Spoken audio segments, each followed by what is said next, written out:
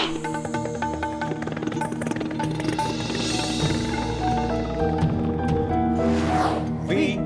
the people of India, having solemnly resolved to constitute India into a sovereign, socialist, secular, democratic republic, and to secure to all its citizens. শুরু করলাম আজকের চতুর্থ স্তম্ভ। আমি সুচন্দ্রিমা, नमस्कार। ये लड़ाई इससे बहुत आगे जा चुकी है। ये लड़ाई 80 बनाम 20 की हो चुकी है। ब्राह्मण इस लड़ाई का आगुआ करेंगे। उत्तर प्रदेशे যোগী আদিত্যনাথ এই কথা বললেন। সরল বাংলায় এই লড়াই অনেক এগিয়ে গেছে। এই লড়াই এখন 80 বনাম 20-এর মধ্যে। এই লড়াইয়ের নেতৃত্ব দেবে ব্রাহ্মণরা, প্রবুদ্ধ সমাজের মানুষজন। সোমবার এই কথা বললেন যোগী আদিত্যনাথ, উত্তরপ্রদেশের মুখ্যমন্ত্রী। ফেব্রুয়ারি মাসে নির্বাচন শুরু, তিনি এই কথা বললেন।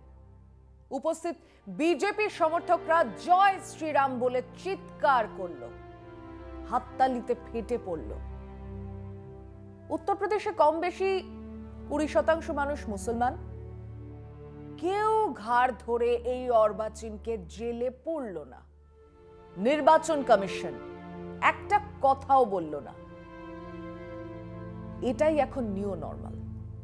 মাস্ক পরার মতো, 2 গজ কি দূরি রাখার মতো। গোটা উত্তরপ্রদেশ জুড়ে এই সাম্প্রদায়িক প্রচারই এখন নিউ নরমাল, অত্যন্ত স্বাভাবিক। মুখ্যমন্ত্রী যে কথা বললেন, ভক্তরা, বিজেপির নেতারা তার 100 গুণ জঙ্গিপনা দেখাবে, এটাই স্বাভাবিক, দেখাচ্ছেন। পূর্বাঞ্চল এক্সপ্রেসওয়ে রাস্তাতে সামরিক বিমান নামা, বিরাট বিরাট বিকাশের পোস্টার এখন সরে গেছে। মুখোশ খুলে হায়নার দল নেমে পড়েছে ভোট শিকারে। হাতে মুখে পায়ে রক্ত লেগে থাকবে, এটাই স্বাভাবিক। যোগীজি এই কথা প্রথম বললেন না, এই কথাই তিনি বলে থাকেন। কুর্সিতে বসা ইস্তক তিনি সাফ জানিয়ে দিয়েছেন, তার মন্ত্রিসভা, তার সরকার, তার প্রশাসন দেশের সংখ্যালঘুদের দেশের নাগরিক বলেই মনে করে না। তারা দেশদ্রোহী, তারা ক্রিমিনাল, তারা মাফিয়া। অতএব জিরো টলারেন্স। তারা যদি বাঁচতে চায় তাহলে তাদের মাথা নিচু করে দ্বিতীয় শ্রেণীর নাগরিক হয়েই বাঁচতে হবে, না হলে এনকাউন্টার হবে, জেলে পোড়া হবে, মামলার পর মামলা চড়িয়ে জীবন অতিষ্ঠ করে দেওয়া হবে, যেমনটা করা হয়েছে ডক্টর কাফিল খানের সঙ্গে। একজন ডাক্তার যখন রেহাই পাননি, তখন বাকিদের কি হবে? হচ্ছে, বুঝে নিন। আমাদের রাজ্যের প্রত্যেকের মনে আছে এই 80-20 খেলার কথা আমাদের রাজ্যে বলেছিল কাঁথির খোকা বাবু। অবশ্য সেটা ছিল বাংলার সঙ্গে তাল মিলিয়ে 70 আর 30-এর লড়াইয়ের গল্প। বলেছিল আমার 30% ভোট দরকার নেই, ওটা মমতাজ বেগমের জন্য থাক, আমার ওই 70ই দরকার। বাংলার মানুষ কথা শুনেছেন, কয়েকটা বেশি দিয়েছেন, 77টা। অবশ্য তা তো হারাধনের 10টি ছেলের মতো রোজ কমে যাচ্ছে। ওই প্রবল বিষ ছড়ানোর পরেও, ওই সুবিশাল প্রচার আর কোটি কোটি টাকা খরচ করার পরেও 38% একটু কম ভোট পেয়েছে বিজেপি এই বাংলায়।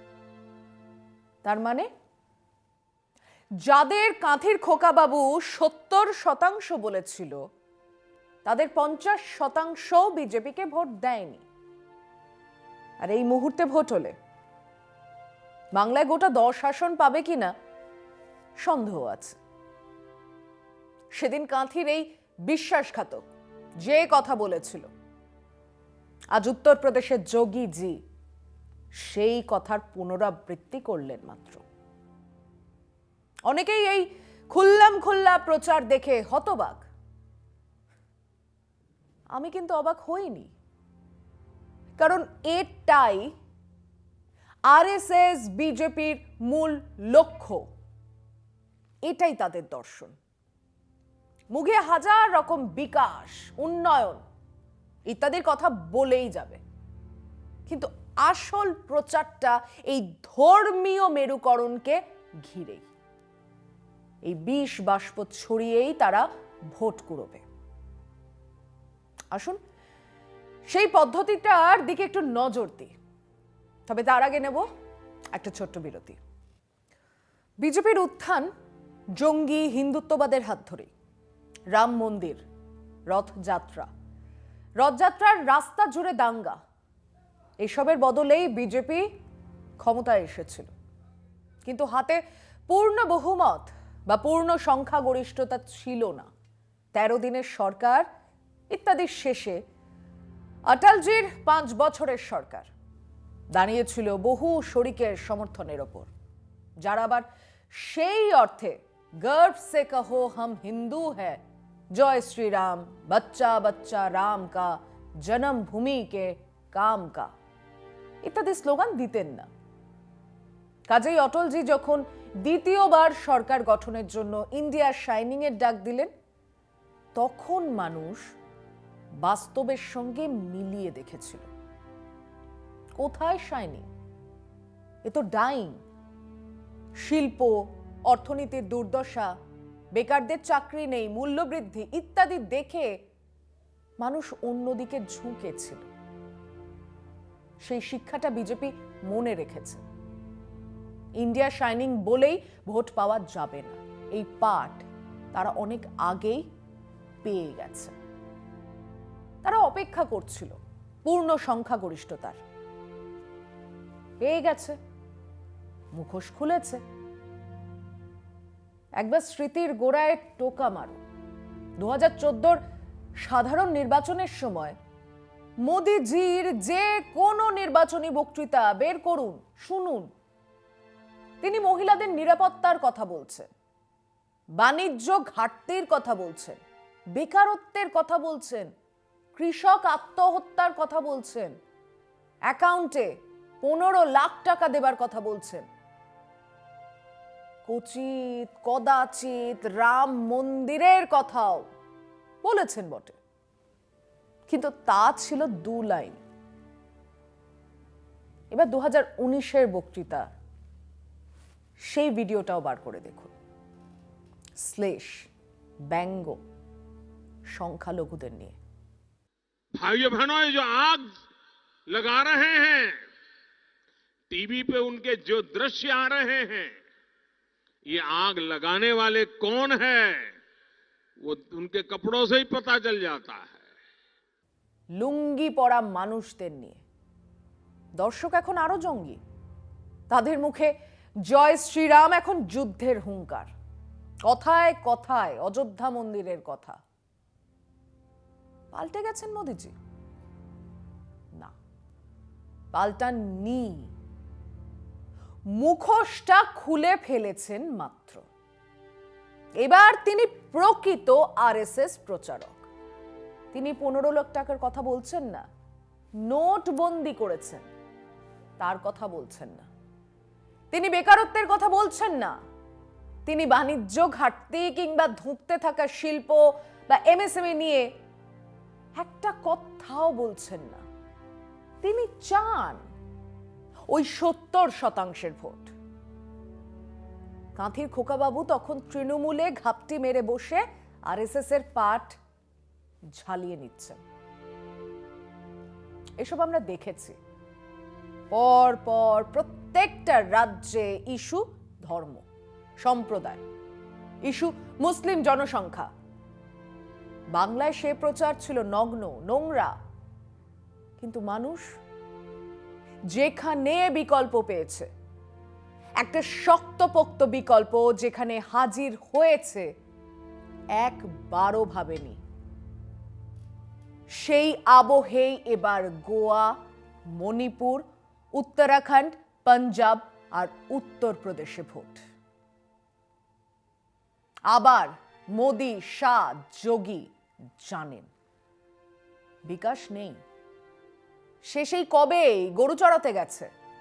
তাদের ভরসা হিন্দু ভোটের মেরুকরণ, তাদের ভরসা সাম্প্রদায়িক প্রচার, তাদের হাতিয়ার বিকৃত জঙ্গি হিন্দুত্ববাদ। আমরা আগামী কদিন এই মিনি সাধারণ নির্বাচন নিয়েই কথা বলবো। এই নির্বাচনের রায় কেন অসম্ভব গুরুত্বপূর্ণ তা নিয়েই আলোচনা করব। কোন রাজ্যে কেমন প্রচার, রাজনৈতিক দলগুলো নিয়ে, তাদের কাজকর্ম নিয়ে আলোচনা করব। কি হতে চলেছে এই 5 রাজ্যে তা নিয়েও আলোচনা করব বই কি। আজ সেই আলোচনার শুরুয়াত। তবে তার আগে নিচ্ছি আরো একটা ছোট্ট বিরতি, সঙ্গে থাকুন। যে কথা বিরতির আগে বলছিলাম, কোন রাজ্যে কেমন প্রচার, রাজনৈতিক দলগুলো নিয়ে, তাদের কাজকর্ম নিয়ে আলোচনা করব। কি হতে চলেছে এই 5 রাজ্যে তা নিয়েও আলোচনা করব। আদিত্যনাথ যোগী সুর চড়াচ্ছেন, আপাতত মধ্য গগনে তাদের প্রচার। প্রধানমন্ত্রী 2 দফায় বিরাট প্রচার করে গেছেন, তিনি তানপুরা বেঁধে দিয়ে গেছেন, যোগী মৌর্যরা সেই সুর সেধেই চলেছেন। এমনটা মনেই হয়েছিল যে কনফরনাথ সম্প্রদায়ের সন্ন্যাসী আদিত্যনাথ যোগী প্রচারের বর্ষা মুখ হবেন। তিনি 2014 নরেন্দ্র মোদীর মতো বিজেপির পোস্টার বয় হয়ে উঠবেন। তাকে নির্বাচিত করার জন্য নরেন্দ্র মোদীর প্রয়োজন হবেই না। কিন্তু দেখা গেল না, এখনো রাশ নরেন্দ্র মোদীর হাতেই। লড়াই চলছে, কিন্তু তা 2 নম্বর আসনকে ঘিরে। যোগী শাহের লড়াই। কে থাকবেন 2য় নম্বরে? যদি আদিত্যনাথ যোগী আগের মতোই 310-320 আসন নিয়ে ক্ষমতায় ফেরেন, তাহলে মোটা ভাইকে এ জন্মের মতো প্রথম আসনের কথা ভুলেই যেতে হবে। 2024-এ যোগী জি হবেন স্টার ক্যাম্পেইনার। আরএসএস তার কাঙ্ক্ষিত মুখ খুঁজে পাবে। আরো সোজাসুজি, আরো ক্রূর, আরো হিংস্র এক হিন্দুত্বের পোস্টার বয়। যোগীজি যদি হেরে যান, তাহলে অমিত শাহের কল্যাণে 2024-এ গোরখপুরের সাংসদ পদ জুটবে না। যদি কোনো রকমে অন্যের কাঁধে ভর দিয়ে বিজেপি সরকার তৈরিও হয়, তাহলে কোনোভাবেই যোগীজির মুখ্যমন্ত্রিত্ব জুটবেন না। একথা আদিত্যনাথ যোগী নিজেও জানেন, আর জানেন বলেই মুক্তকচ্ছ হয়ে প্রচারে নেমেছেন। বিষের গামলা নিয়ে মাঠে। তাকে জিততেই হবে, তাকে আগের সংখ্যাগরিষ্ঠতার অন্তত কাছাকাছি যেতেই হবে। তাই এই 80 আর 20-এর কথা নিয়ে তিনি নামলেন। আগামী দিনে আরো তীব্র হবে ওনার কণ্ঠ, আরো অনেক বিষ জমে আছে তার তুনিরে। কারণ এত শত করেও প্রত্যেক সমীক্ষায় বিজেপি 40 কি 41% ভোটেই দাঁড়িয়ে, অখিলেশ 33 কি 34%। এমনিতে তো সমস্যা নেই, কিন্তু লড়াইটা যদি বিজেপি আর সমাজবাদী দলের মধ্যে হয়ে যায়, দলীয় মেরুকরণ যেমনটা আমরা দেখেছিলাম বাংলায়, তাহলে কংগ্রেস বা বিএসপি আরো কম ভোট পাবে। 60% বিরোধী ভোটের মেরুকরণ যোগী সাম্রাজ্যের পতন ডেকে আনবে। এটা যোগীজি জানেন বলেই এই 80-20 গল্প বলছে, বিষ ছড়াচ্ছেন। কিন্তু এসবের পরেও ধস নামছে। একের পর এক বিজেপি মন্ত্রী নেতারা দল ছাড়ছেন। আরো দিশেহারা বিজেপি নেতৃত্ব, মোদি, যোগী, শাহ এবার আরো তীক্ষ্ণ করছেন ধর্মীয় মেরুকরণের সাম্প্রদায়িক প্রচার। অযোধ্যা থেকে যোগীজিকে লড়িয়ে সেই জিগির তোলারই চেষ্টা, কিন্তু তাতেও তরি তীরে ভিড়বে। আগামী কদিন ধরে এই নিয়েই আলোচনায় থাকবো আমরা।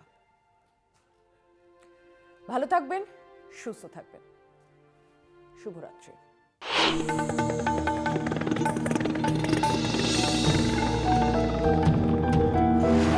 We, the people of India, having solemnly resolved to constitute India into a sovereign, socialist, secular, democratic republic, and to secure to all its citizens